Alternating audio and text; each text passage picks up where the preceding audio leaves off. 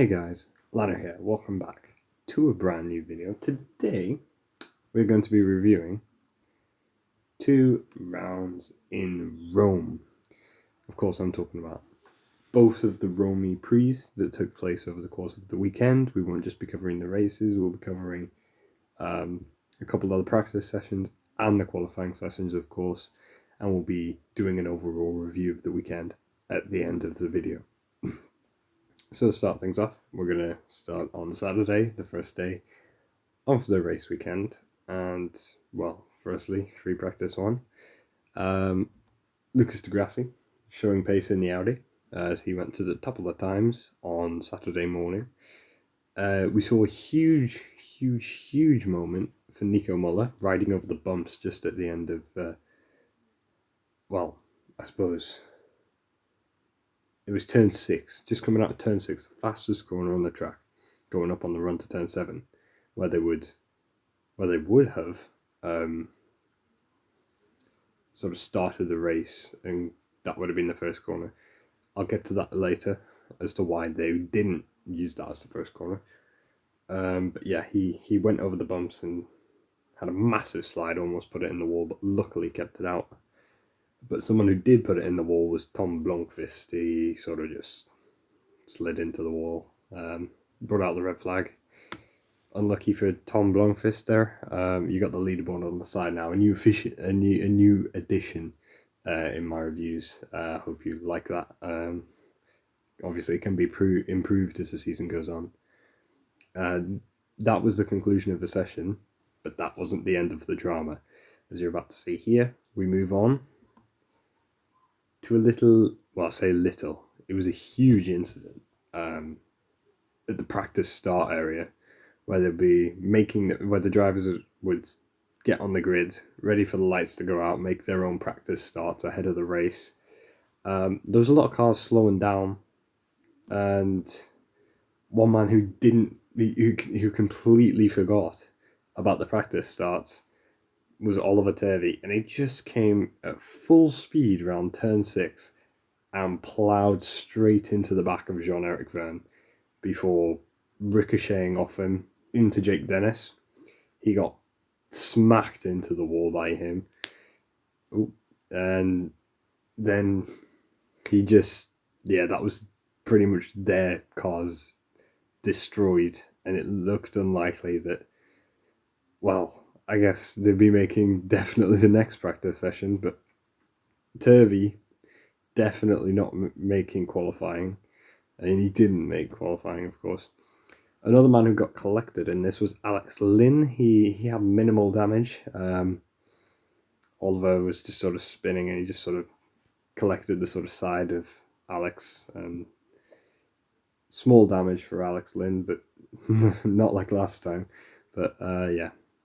They all managed to walk away, and the medical cars were on the scene almost immediately. It was phenomenal to see them all walk away from that. It's a horrible accident when a car is stationary and a car goes full speed into the back of them. It doesn't end well. And yeah, Oliver Turvey was given 6 penalty points for not slowing down for the practice start area, which is very dangerous. I think they're going to be looking at that to see why, because apparently there was no flags out, so he was unaware, so he didn't know he had to slow down, although he's been doing it for a while. I wouldn't blame Oliver fully for this. Well, I would, but I wouldn't say it was intentional at all, because he's smart. He's a good driver. There's no way he'd do that intentionally. But yeah, on to practice 2. And this one was quite a short session. Obviously, Turvey, Blomqvist, Dennis, and Vergne all had to repair their cars. They did not make the session. Neo had a very busy Saturday. But yeah, Maximilian Gunter topped the times. And that was about, I can't remember how long the session was before it got red flagged, but it was due to a curb becoming loose at the chicane. At the first part of the chicane, turn 12, you can see on the little map graphic there at the bottom, the chicane. So turn 12, the first part of the chicane, the curb on the inside just got slightly loosened. And yeah, it was the repair took too long for the session to restart, and that was the end of practice for Saturday. But what they did do is they removed the curb. So going into qualifying, the teams were a bit unknown of how to approach the chicane. They put a wall down. It was quite narrow. But yeah, we'll get on to qualifying now. And the man who took pole was Mercedes' Stoffel van Dorn. So the pace from Dirrier for Mercedes definitely carrying over. And we see them on top again here today. Not today. It's so confusing. It feels like I've actually just watched qualifying on Saturday, but it's actually Sunday. I'm recording this, so crazy.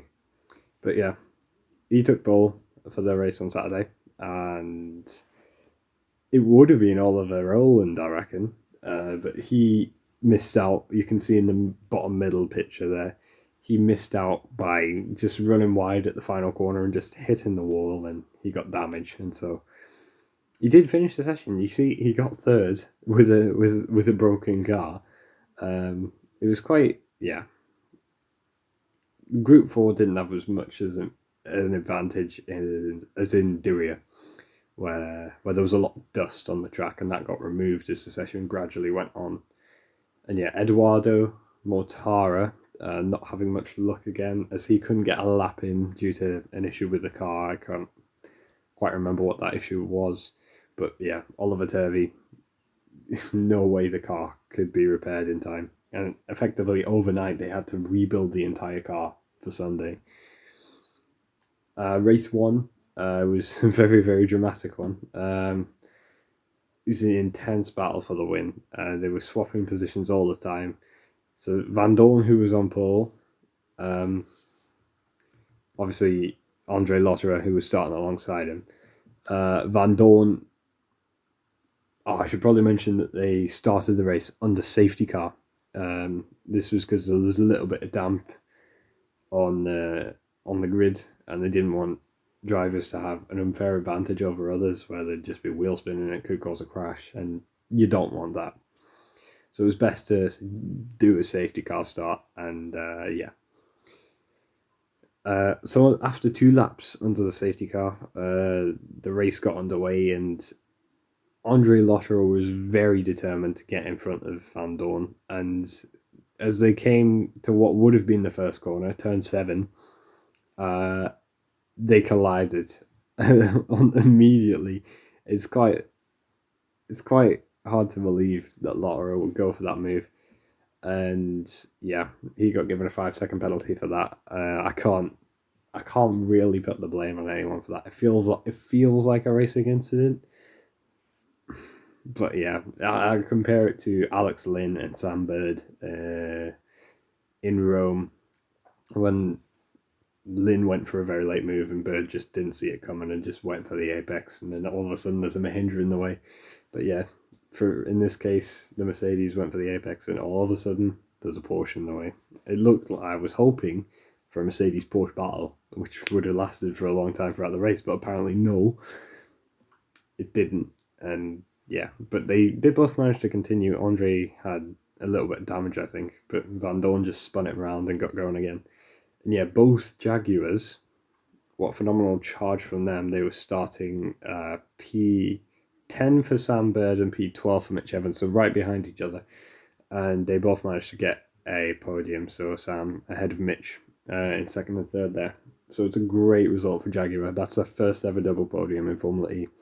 And the last double podium for Jaguar in motorsport was actually in a sports car race in the 1990s, which is quite fascinating. So Jaguar, this is a historic race for Jaguar. They're going to remember it for a long time. And yeah, there was a drivetrain problem, and for Lucas de Grassi, who was in the battle for the lead with Robin Freins, Vergne, Van Dorn, and Lotterer. They were all in the fight. I think Verline was at one point. It got crazy. There were so many people in the race for the lead. I think Nick de Vries might have been as well. It was really, really intense race. Phenomenal. If you haven't seen the highlights, be sure to go watch them. Recommend it to you. Maybe even watch the full race if you can find it somewhere. Absolutely brilliant. And yeah, but Lucas di Grassi's drivetrain problem, it's heartbreaking for Lucas because this could have been his best result for ages. I can't remember the last time. When was the last time he would be on the podium? Um, anyway, but yeah, it would have been a great result for the Audi team and Lucas di Grassi, but a drivetrain problem caused him to slow down at the fastest part of the track. Remember turn 6? I spoke about this earlier with the practice start incident. Um, yeah, he suffered a drivetrain problem, and Van Dorn was behind him, and he swerved out of the way, but he swerved onto a manhole cover, which sort of launched the front end of the car. Like, not too high in the air, but just enough to sort of lift the front wheels off the ground, and he had no control of the car at that point. So he just started spinning, and behind him was his teammate Nick de Vries. And you can see in the bottom right picture there, they both collided, and Van Dorn was sent hard into the wall. Nick de Vries with damage after contact with Van Dorn and the wall. So they were both out. Heartbreaking for Van Dorn. He did get a lot of luck that race. Didn't get a lot of luck that race. And yeah, honestly, absolute shocker from Mercedes. It's not like, I think the last time I saw two Mercedes colliding would be 2016 when Hamilton and Rosberg were fighting in Formula One. But yeah, this one obviously not as personal as that. That was completely out of their hands. But yeah, Jean-Eric Vergne, after being absolutely piled into the back of during a practice start incident with Oliver Turvey and Jake Dennis, they rebuilt the car and he went on to win the race, which is just phenomenal. So great result for DS Techeetah and Jean-Eric Vergne, who that was his 10th win in Formula E. But yeah, look at how many DNFs there were in that race. So only 16 finishes. Oliver Turvey, obviously, non-starter. And we move on to Sunday. This is today. So earlier this morning, we had qualifying. And that was a qualifying that I think everybody enjoyed. It was just phenomenal. You had two rookies on the front row. You had Nick Cassidy taking his first ever pole position. I could not be happier for him. I'm a huge fan of the Envision team. And when I knew Robin Franks wasn't going to have a good lap due to the wet conditions, which you can see on the 0.3 there, wet track, very, very wet for Group 1 runners, and the Group 4 runners had the driest track, and they could sort of go as quick as they could on the sort of greasiness. But yeah, so Nick Cassidy took his first ever pole position ahead of Norman Nato. So the Venturi team and the Envision Virgin team locking out the front row. The two rookies, which is just absolutely crazy. This shows you just how unpredictable Formula E is, and it's 100% worth the watch. Recommend it to a friend or something, because I know a few of you guys have got in touch to say, "Oh, Formula E is great. I just started watching it because I see you post a lot about it. It's absolutely phenomenal. Thank you for getting me into this." And it's things like that that just make my day. And yeah, I couldn't be happier for you, to be honest. Formula E is great, and I really, really hope you guys enjoy it as much as I do. But nevertheless, I'm moving well away from the review here. But yeah, look at the big names at the back. You got Vergne, Franks, De Vries, all from like quite high up in the championship after the first race we had here in Rome. The fact that they're starting from the back is phenomenal. And you've got Sam Bird and Mitch Evans, the two Jaguars. They were the best out of Group 1, and they were running 11th and 12th there. I'm going to talk about Andre Lotterer, and he would have been in Super Bowl. He would have been in Super Bowl, but he got a penalty, and his lap time was deleted, and so didn't make Superpole, and instead Stoffel van Dorn managed to make it into Superpole. He qualified P4, just behind Pascal Wehrlein in the Porsche. He's used to seeing a Porsche after the contact with Lotterer. I'm sure he wouldn't like to see a Porsche again, but there he is, ready for the race. And yeah, the big runners. Oh, I have Oliver Turvey on twice there. That's my mistake. That's where I went wrong there. Oliver Turvey, I've got on twice there. I'm not sure why. Apologies for that. But yeah, we'll move on to the race now. There's a lot to cover in this race. A lot happened, just like the first race. But immediately, we're going to mention that Stoffel van Dorn absolutely redeemed himself from yesterday's utter misery. And he took the win ahead of Alexander Sims. Like, you couldn't have predicted this. If you told me Alexander Sims was going to be on the podium and we would have 2 rookies looking out the front row, I wouldn't believe you. But this is Formula E. You know, unpredictable as hell.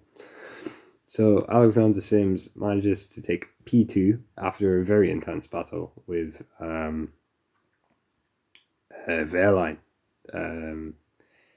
Wehrlein was leading at one point in the race, but he was passed after Stoffel van Dorn had a better management of the fan boost. Not fan boost, attack mode. Sorry, that's my bad. But yeah, our pole sitter, Nick Cassidy, he came. Oh, there's another safety car start. I should mention that again. Yeah, so you forget about that when all this drama happens in the race. But yeah, Cassidy comes down into the first corner. That should say turn 1 there. My apologies again. I've not done great in this review, Jesus. But yeah, he spun at turn 1, and it was heartbreaking to watch. I remember that moment when he spun, and it just broke my heart to see that Envision car, that blue Envision car, just facing the wrong way. And it was a phenomenal recovery, I have to say. He got going almost immediately, and it was on the charge from the go. And he was up into, I think, 8th or 7th before Oliver Rowland went into attack mode, got a better exit, and there was just contact. And you can see in the second picture that he got sent into the barrier and had to pit for damage, which is absolutely heartbreaking for Nick Cassidy.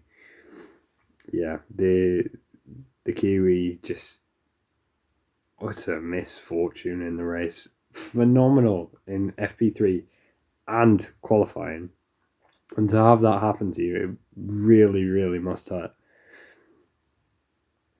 And yeah, also I have to say, Norman Nato, you can see him at the bottom there in black. I'll get onto that in a second. But initially, after Cassidy's spin, because he started second and it was a safety car start, they were all in a line. And when Cassidy spun, that allowed Norman Nato to take the lead. So we had 2 rookies leading, sort of. But yeah, eventually Wehrlein manages to get past him, and then that opened the door for Van Dorn because he was not letting Wehrlein get away, and he just charged at Norman Nato, and he got past. And he did get Wehrlein, as you can see. He obviously won the race. I want to say towards the mid part of the race, we saw Lucas Di Grassi with damage to the left-hand side of the car after it. It was a really quite a violent crash after there was contact with Buemi. Initially, I think Di Grassi blamed Buemi, but when we saw the replays, it looked as though Di Grassi moved across him and effectively ended his home race. Yeah, it was a big one for Di Grassi. Good to see him walking away really great to see everyone walking away from the accidents we've had this weekend. I've got 2 slides for this race because there's just too much happening. I apologise if I sound like a bit ill. I have a cold. Don't worry, it's not that. I can confirm it is definitely not that. But yeah, nevertheless, Alexander Sims, yeah, just what I mentioned before, he managed to get up past VERGNE into second for Mahindra. And Da Costa, I think, has to be my pick for driver of the day. He came up from 15th on the grid and managed to get P7 at the end there. So good, very good drive from Da Costa, contrasting yesterday, which is quite a miserable race for Da Costa. Not much happening for him there. But yeah, a very miserable day for Audi, it has to be said. René Rast, he exited the final corner. Not on the final lap, but sort of towards the end of the race, and he just clipped it. It broke the suspension, and down through the sort of sweeping section down towards the braking zone for turn 3. He spun and was spewed into the wall, hit rearwards, and was out of the race. So both Audis out of the race. Alan Nish has not had a good day at the office. And there was a 3-way crash. It was quite a bizarre one. Quite a big one as well.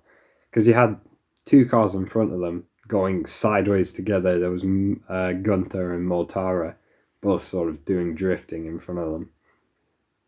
Tandem drifting as well. Quite impressive. But De Vries, I think he had a problem with the brakes or something, because he was sideways and then stomped on the brakes and he couldn't really stop, and then sort of went into Bird, and Bird went into Roland. Roland managed to get going again and finish P16, but Bird and De Vries out of the race there. Heartbreak for Norman Nato as well. He was disqualified from the race.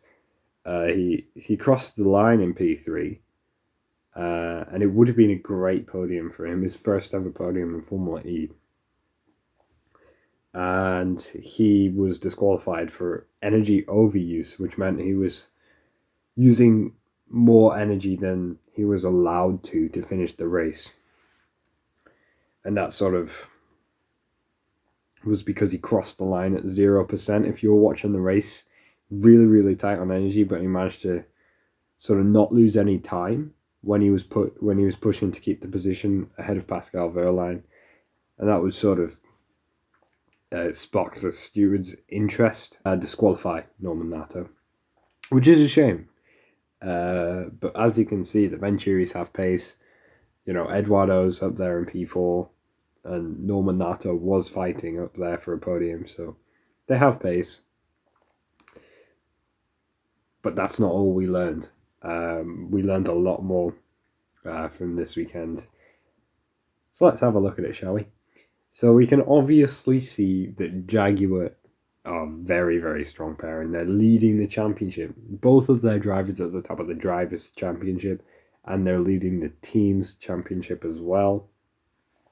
Sam Bird and Mitch Evans, great pairing, and you can see Sam Bird is leading the championship ahead of Mitch Evans there. By 4 points, though, it's not a lot. And the competition is very, very strong. Mainly, I'd say their main competitors would be Mercedes, because obviously you've got Nick de Vries and Stoffel van Dorn there. But obviously, in Vision Virgin Racing, they can't go unnoticed because they've had great performances all weekend with Robin Freins, up there in race 1, fighting for the win. Eventually got P4, and obviously had the strong performance of Nick Cassidy throughout qualifying and free practice 3. However, the heartbreak in that race for Envision is, quite strong.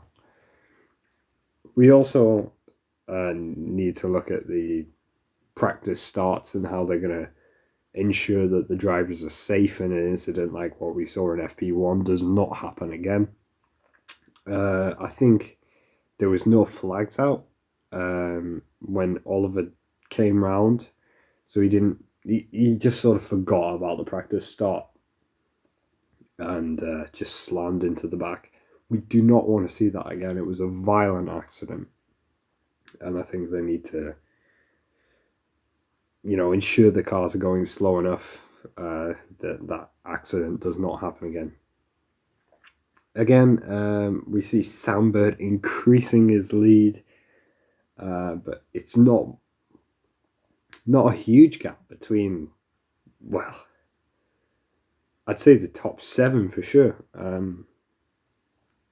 With Eduardo Montaro on 30 and Sandberg leading on 43, that's only a 3-point gap. So anyone can take this still. But he does have the lead going into Valencia, which is in a couple of weeks' time. And don't forget, I will be reviewing that. So if you enjoy these reviews, be sure to join us next time for Valencia, which is an actual track. So for those of you who don't like street circuits, this might be something you might enjoy. They're going to the Ricardo Tormo circuit in Valencia, and that will be on the 24th and 25th of April. Another doubleheader. So be sure to see more reviews like this. I've been LYNN. Hope you've had a great weekend, and I'll see you all next time.